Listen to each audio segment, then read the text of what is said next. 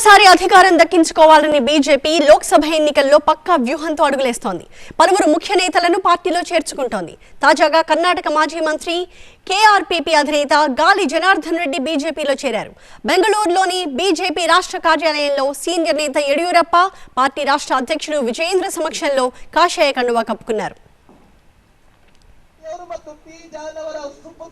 తన పార్టీ కళ్యాణ రాజ్య ప్రగతి పక్షాన్ని బీజేపీలో విలీనం చేస్తున్నట్టుగా ప్రకటించారు గాలి. ఆయనతో పాటుగా పార్టీ నేతలంతా బీజేపీలో చేరారు. బీజేపీకి బయట నుంచి మద్దతు ప్రకటించడం కంటే పార్టీని విలీనం చేయడానికి నేతలంతా ఏకగ్రీవంగా తీర్మానం చేశారని గాలి జనార్దన్ రెడ్డి చెప్పారు.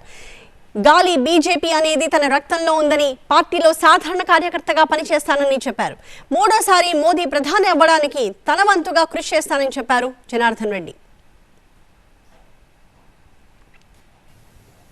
ಭಾರತೀಯ ಜನತಾ ಪಕ್ಷದಲ್ಲಿ ವಿಲೀನಗೊಳಿಸೋದ್ರ ಮೂಲಕ ನಾನು ಮತ್ತು ನನ್ನ ಶ್ರೀಮತಿ ಮತ್ತು ನನ್ನ ಜೊತೆಯಲ್ಲಿ ನನ್ನ ಕಷ್ಟದ ದಿನಗಳಲ್ಲಿ ಹೆಜ್ಜೆಯಲ್ಲಿ ಹೆಜ್ಜೆ ಹಾಕಿ ನನಗೋಸ್ಕರ ನಿಂತಿರುವಂತ ಎಲ್ಲ ನನ್ನ ಕಲ್ಯಾಣ ರಾಜ್ಯ ಪ್ರಗತಿ ಪಕ್ಷದ ಎಲ್ಲ ಕಾರ್ಯಕರ್ತರು ದೇಶದ ಒಂದು ಸಮಗ್ರತೆಗೆ, ದೇಶದ ಸರ್ವತೋಮುಖ ಅಭಿವೃದ್ಧಿಗೆ, ಇಡೀ ವಿಶ್ವದಲ್ಲೇ ಭಾರತವನ್ನ ವಿಶ್ವಗುರು ಅಂತ ಹೇಳಿ ಆ ಒಂದು ಖ್ಯಾತಿಗೆ ಪಾತ್ರವಾಗುವಂತ ಒಂದು ನಿಟ್ಟಿನಲ್ಲಿ ಕೆಲಸ ಮಾಡಿರುವಂತ ಈ ದೇಶದ ನೆಚ್ಚಿನ ಪ್ರಧಾನಮಂತ್ರಿಗಳಾಗಿರುವ ಸನ್ಮಾನ್ಯ ಶ್ರೀ ನರೇಂದ್ರ ಮೋದಿಜಿ ಅವರಿಗೆ ಅವರ ಒಂದು ಕೈಯನ್ನ ಬಲಿಪಡಿಸುವಂತ ಒಂದು ವಿಚಾರದಲ್ಲಿ ಮತ್ತು ವಿಶೇಷವಾಗಿ ನಮ್ಮ ಕೇಂದ್ರ ಗೃಹ ಸಚಿವರಾಗಿರುವಂತಹ ಸನ್ಮಾನ್ಯ ಶ್ರೀ ಅಮಿತ್ ಶಾ ಜಿ ಅವರು ನನ್ನನ್ನ ಅವರು ದೆಹಲಿಗೆ